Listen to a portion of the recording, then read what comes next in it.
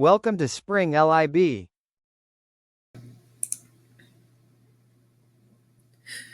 This is the answer to Chapter 12, problem number 43 from the Smith Organic Chemistry textbook. And this problem asks us to basically fill in the missing reagents. So we're given a series of molecules that are all transformed into other molecules, and basically just asked how do we get from one to the other. And so I'm just going to kind of take these in order. And the only way to really do this, unfortunately, is to just have a pretty thorough knowledge of many different reagents and what they all do. And so the transformation that's labeled A across the top, going from an alkene to an alkane, is going to be accomplished by hydrogenation. So hydrogen gas and palladium on carbon is a way to do that. And so that's A. So then let's see. The one that's labeled as B is an epoxidation reaction. So going from an alkene to an epoxide. And a reagent that we have learned that's good for that is MCPBA. CPBA. Okay. And so that will get us to the epoxide there. So next for C, so that's going to be going down rather than continuing to the right. So going from our starting alkene to this syn dihydroxylated compound. So this compound has two alcohols and they are on the same side of the molecule. So it's a cis diol.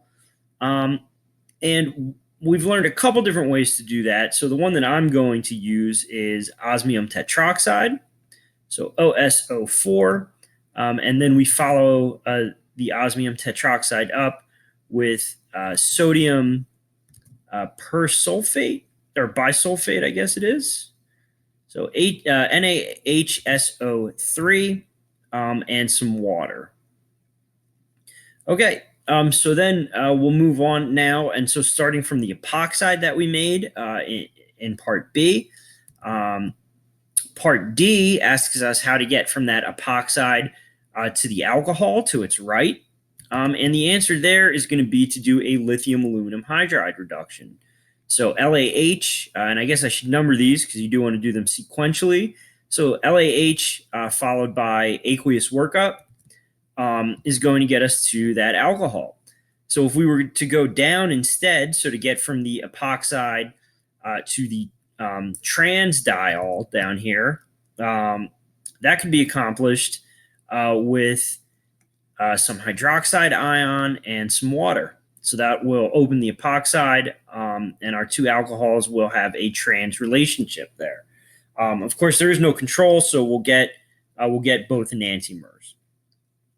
Okay, so then what was that? That was E. So then F asks us how to get from the alcohol that we made in part D to this bromide. And the answer there is going to be PBr3. So PBr3, functionally, it replaces an alcohol with a bromide. And so that's exactly what we're trying to do there.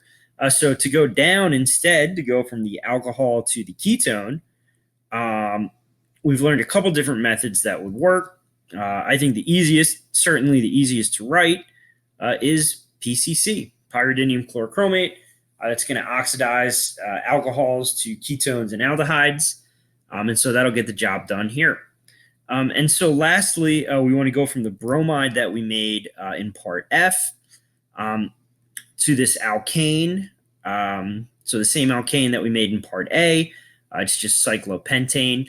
And so from this bromide, one way that we can do that is again to call on our good friend lithium aluminum hydride, followed by a water workup.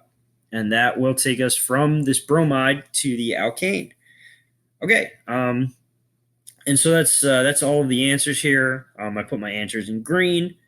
And again, the only way to approach this problem is to know a variety of organic chemistry reagents and what each of them does.